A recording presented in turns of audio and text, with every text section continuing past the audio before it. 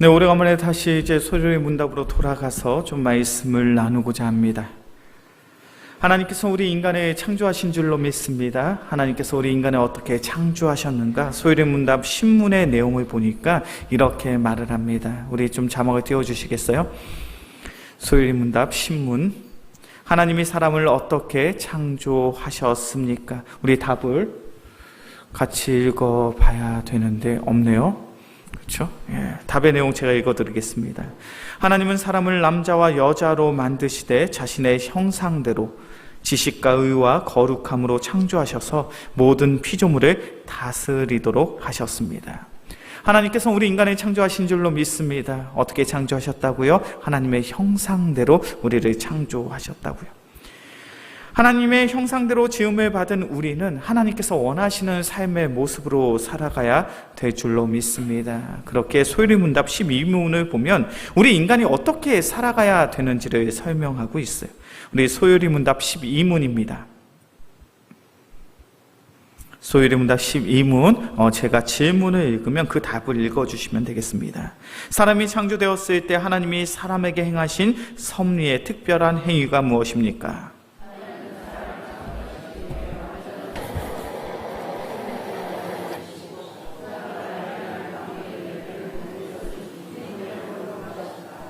하나님께서 우리 인간을 당신의 형상대로 지으신 줄로 믿습니다. 그리고 우리 인간들이 하나님 원하시는 삶의 모습으로 살기를 원하셨죠. 그렇게 소리문답 12문은 이렇게 질문하고 있는 거예요. 사람이 창조되었을 때, 하나님은 우리 인간을 창조하셨을 때 하나님이 사람에게 행하신 섭리, 특별한 행위가 무엇입니까? 하나님께서 우리 인간을 하나님의 형상대로 지으시고 우리에게 원하시는 삶의 모습이 있더라는 거예요. 주님께서 원하시는 그 삶의 모습이 무엇입니까? 우리 답을 같이 읽어볼까요? 시작. 하나님은 사람을 창조하신 후에 완전한 순종을 조건으로 생명의 언약을 맺으시고 선악을 알게 하는 나무의 열매를 먹은 것을 죽음의 형벌로 금하셨다. 어디서 많이 들었던 이야기 아닙니까? 우리 인간이 하나님의 형상대로 지음을 받은 다음에 하나님께서 우리 인간들이 순종하기를 원하시더라는 거예요. 하나님의 말씀 가운데 순종하기 원하십니다. 특별히 하나님께서 우리 인간 아담을 창조하시고 분명한 언약을 맺으셨죠. 분명한 약속을 맺으셨습니다. 그 내용이 창세기 2장에 있어요. 우리 말씀을 찾아봅시다. 창세기 2장 15절부터 17절까지의 말씀이에요.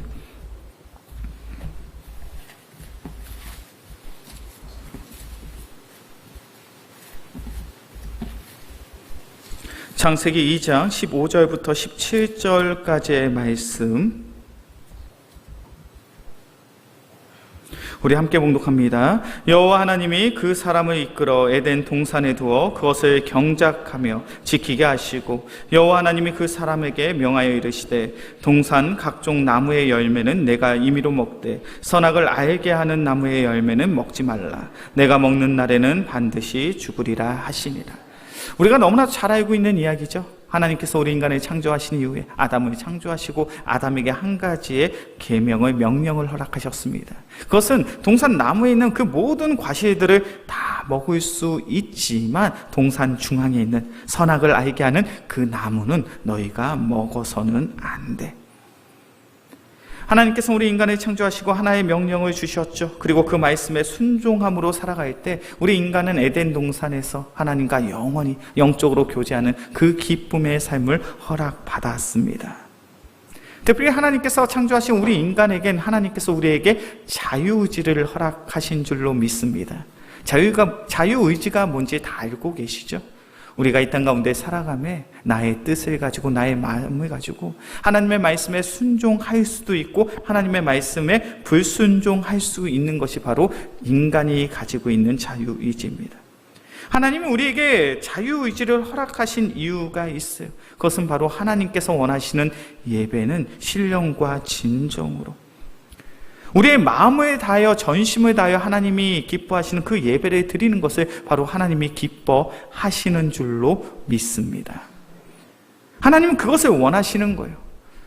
성경의 말씀을 보면 돌들로도 하나님을 찬양할 수 있다는 구절이 있습니다. 하나님께서 마음만 먹으면 세상에 널려져 있는 그 돌들로도 강제적이고 강압적으로 하나님을 찬양하는 그 도구로 만드실 수 있더라는 거예요.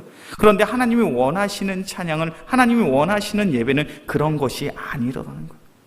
강제적으로, 강압적으로, 종교적으로, 형식적으로, 습관적으로 드려지는 찬양과 예배가 아니라 우리의 마음을 다하여, 우리의 전심을 다하여, 우리의 모든 것을 다하여 기쁨으로 하나님을 찬양하는 그 예배를, 그 찬양을 하나님께서는 기뻐 받으시는 줄로 믿습니다.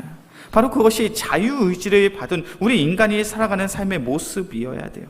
근데 문제는 자유의지를 허락받은 우리 인간이 하나님께서 원하시는 그런 삶의 모습으로 살아갔는가?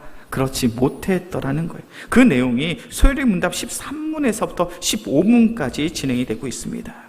소요리 문답 13문에서부터 15문까지의 내용인데 우리가 천천히 질문과 답을 읽어보도록 하겠습니다. 함께 있습니다. 우리의 첫 조상은 피조된 지위에 그대로 있었습니까? 우리의 첫 조상은 임의로 자유를 행사하게 되어 하나님께 죄를 지음으로써 피조된 지위에서 타락했습니다. 14번, 죄가 무엇입니까? 죄는 하나님의 법을 지키지 못한 것과 그 법을 어기는 것입니다.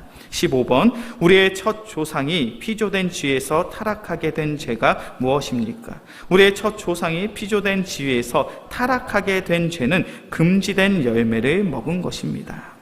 소요리 문답 13문에서부터 15문까지 우리에게 설명하고 있는 내용이 있어요. 그 내용이 뭐냐면 하나님께서는 우리 인간을 당신의 형상대로 지으셨는데 그 형상대로 지음받은 우리 인간이, 우리 아담이 하나님 앞에서 죄를 지었다는 거예요. 그 죄로 말미암아 하나님과의 영적인 관계가 끊어지게 되었다는 거예요. 특별히 아담이 지은 죄가 무엇입니까? 소요리 문답 15문을 보니까 우리의 첫 조상이 피조된 지위에서 타락하게 된 죄는 금지된 열매를 먹은 것입니다. 우리가 너무나 잘 알고 있는 이야기죠. 창세기 2장의 말씀을 보니까 하나님께서는 아담을 창조하시고 아담에게 하신 한 가지의 명령이 있었죠. 에덴 동산 중앙에 있는 그 선악을 알게 하는 그 과실은 먹지 말아라. 그런데 아담이 그리고 하와가 결국 뱀의 유혹을 받아서 그 과실을 따먹게 되더라는 거예요. 우리 그 내용을 한번 살펴볼까요? 창세기 3장 1절부터 6절까지의 말씀입니다.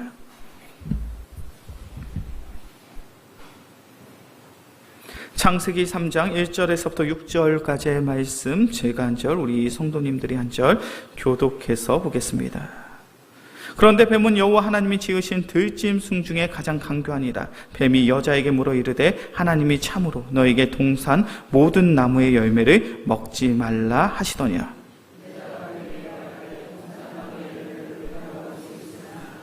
동상 중앙에 있는 나무의 열매는 하나님의 말씀에 너희는 먹지도 말고 만지지도 말라. 너희가 죽을까 하노라 하셨느니라. 너희가 그것을 먹는 날에 너희 눈이 밝아져 하나님과 같이 되어 선악을 알 줄 하나님이 아심이니라.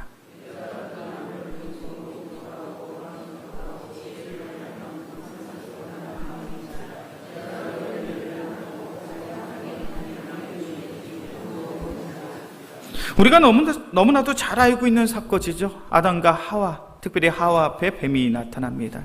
이 뱀이 하와를 유혹하고 있죠. 저 동산 중앙에 있는 그 과실을 먹어도 너희가 결코 죽지 않아. 오히려 그 과실을 먹으면 너희는 하나님처럼 눈이 밝아져 하나님과 같은 능력을 가질 수 있어. 그 유혹에, 그 미혹에 빠진 아담과 하와가 선악과를 먹고 하나님 앞에 범죄하게 되었다는 그 내용이 바로 창세기 3장 1절부터 6절까지의 내용이에요. 소요리 문답 13문에서부터 15문까지 이야기하는 것이 무엇입니까? 하나님의 형상대로 지음받은 우리 인간이 범죄하게 되었다.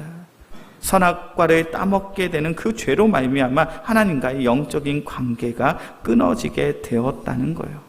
그래서 소요리 문답 16문에서부터 19문까지의 내용을 보면 결국 타락한 인간은 우리 하나님과의 그 영적인 관계가 끊어지게 되었음을 분명히 이야기합니다. 소요리 문답 19문의 내용을 보겠습니다. 소요리 문답 19문이요. 우리 질문을 제가 읽으면 그 답을 읽어주시면 될 것 같아요. 타락한 상태의 인간은 어떤 비참함에 놓였습니까?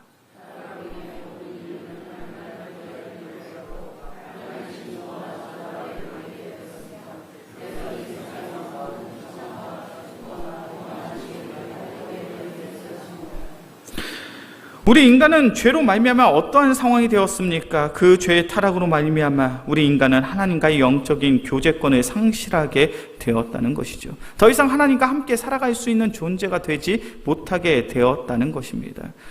아담과 하와가 선악과를 먹게 됨으로 말미암아 어떤 결과를 초래합니까? 에덴 동산에서 쫓겨나게 됐죠.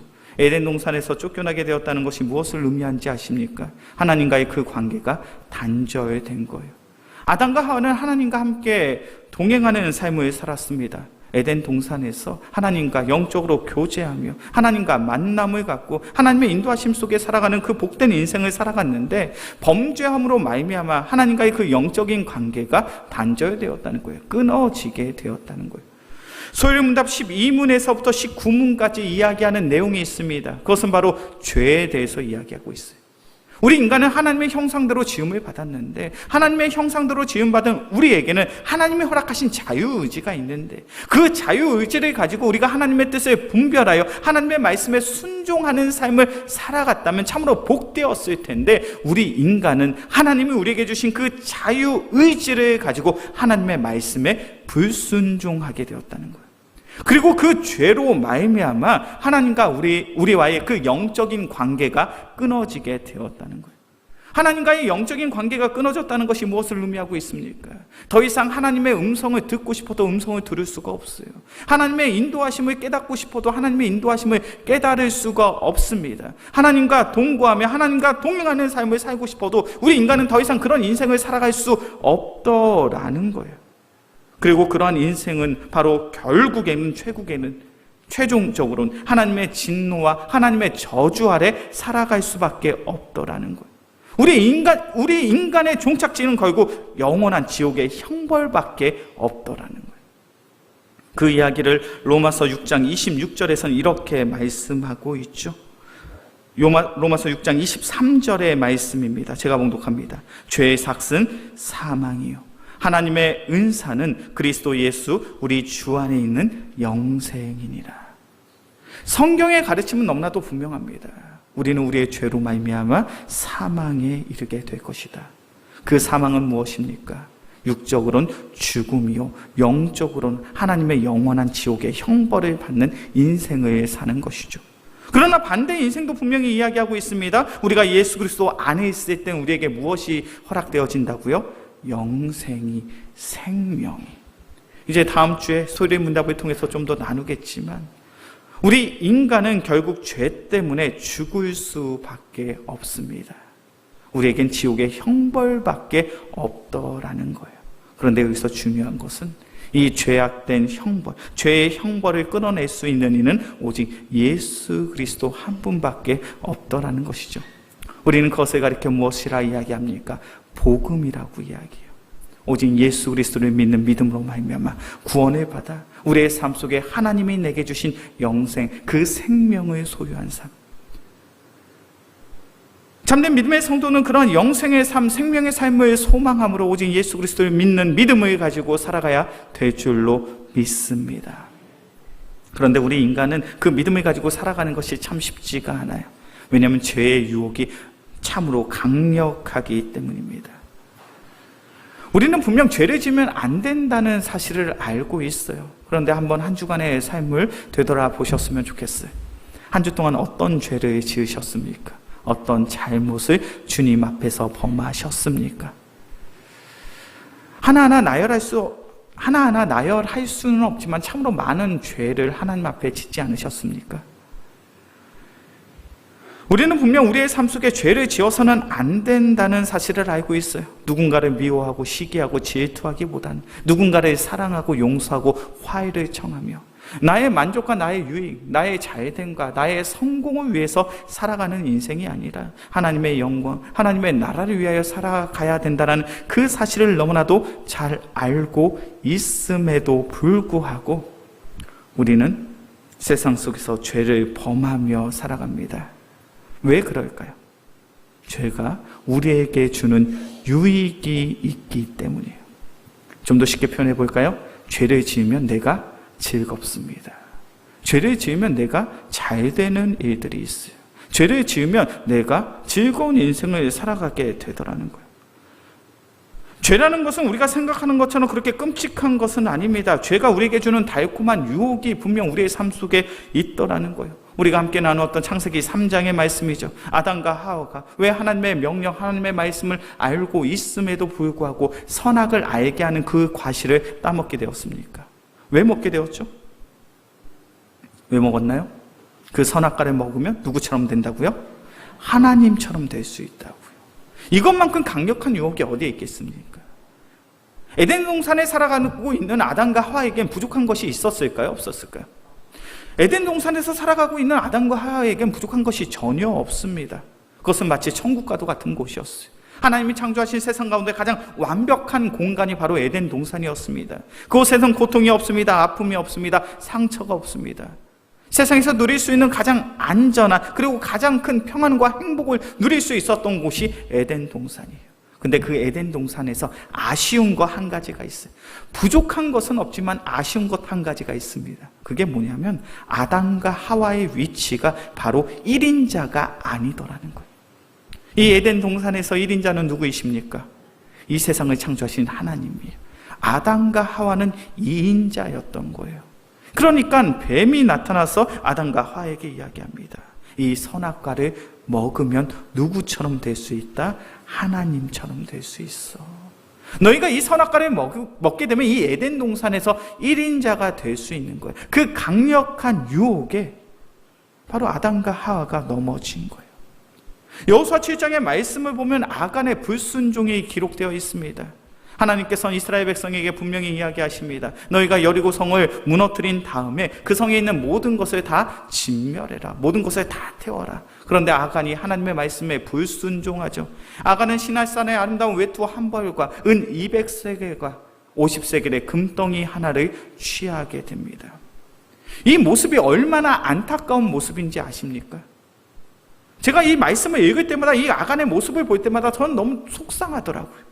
왜냐하면 아간의 그런 불순종은 너무나도 안타까운 삶의 모습이기 때문에 그래요.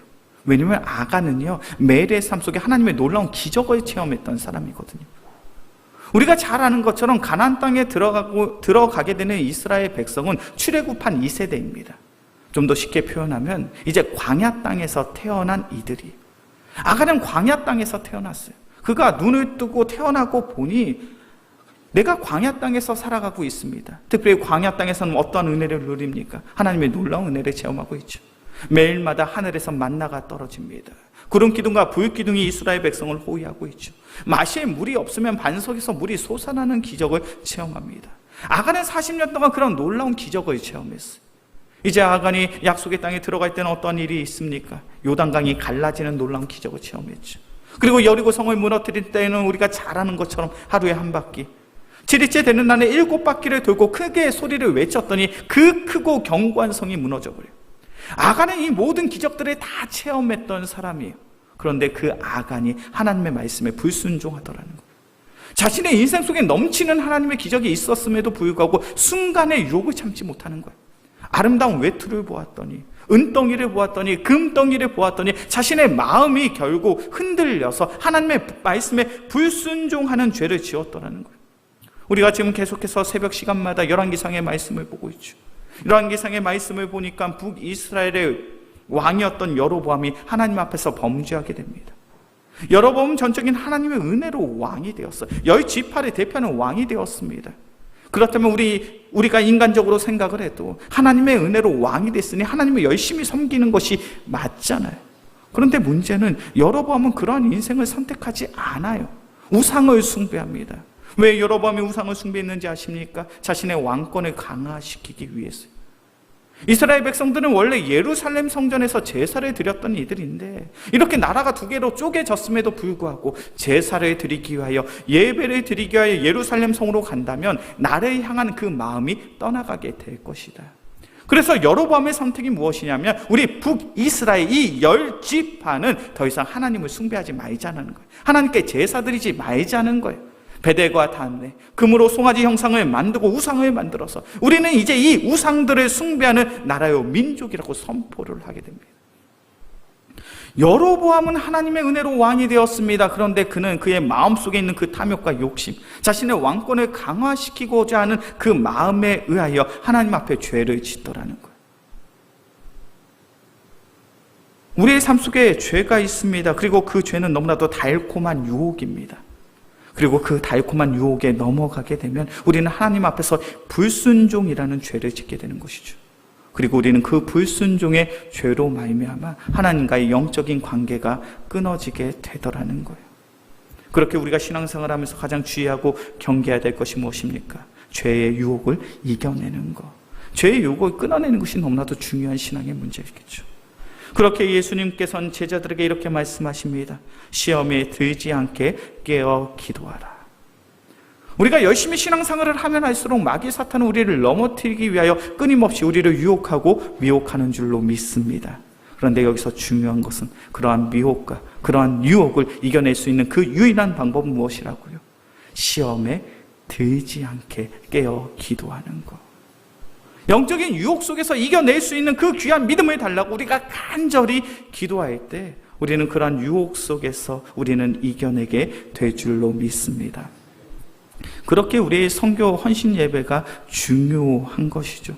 왜 우리의 선교 헌신 예배가 중요합니까? 우리는 이 시간을 통해서 누구를 위해 기도할 수 있으니까요? 선교사님들을 위해서 기도할 수 있으니까요. 우리가 생각하는 선교의 현장은 우리가 생각하는 것보다 더욱 치열한 영적 전쟁의 현장인 줄로 믿습니다. 왜 그럴까요? 그곳에서는 복음이 선포되어지고 복음의 열매가 맺어져야 됩니다. 복음의 열매가 맺어지는 것을 가장 싫어하는 존재는 누구예요? 우리가 잘 아는 것처럼 마귀 사탄이 가장 싫어하겠죠. 그렇게 그곳은 치열한 영적 전쟁의 현장이에요. 그래서 마귀 사탄은 어떻게 하면 그 선교의 현장 가운데 복음을 왜곡시키고 그들의 마음을 분란시켜서 그 교회를 쪼갤까, 그 교회의 분열을 일으킬까, 이것을 가지고 마귀 사탄은 지금도 역사하고 있는 줄로 믿습니다. 그렇게 우리는 선교 헌신 예배를 통하여 우리가 후원하고 있는 귀한 선교사님들을 위하여 기도하고 또 계속 기도해야 돼요. 우리의 기도가 있을 때 선교지에 아름다운 복음의 결실과 열매가 맺어지게 될 줄로 믿습니다. 특별히 우리 영광교회가 후원하고 있는 우리 민경아 선교사님, 임원미 선교사님, 저와 이야기를 나누면서 공통적으로 하시는 이야기가 있어요. 저는 그 현장, 그 사역의 현장을 잘 몰라서 이런 질문을 종종 합니다. 선교사님, 선교하시기에 참 힘드시죠? 어떤 환경들이, 어떤 요인들이 선교 사역하시는데 가장 힘드십니까? 저는 이런 질문 종종 하거든요. 그럴 때 선교사님들이 어떻게 대답하시냐면 이렇게 대답하시더라고요. 목사님, 적은 외부에 있는 것이 아니라 내부에 있습니다.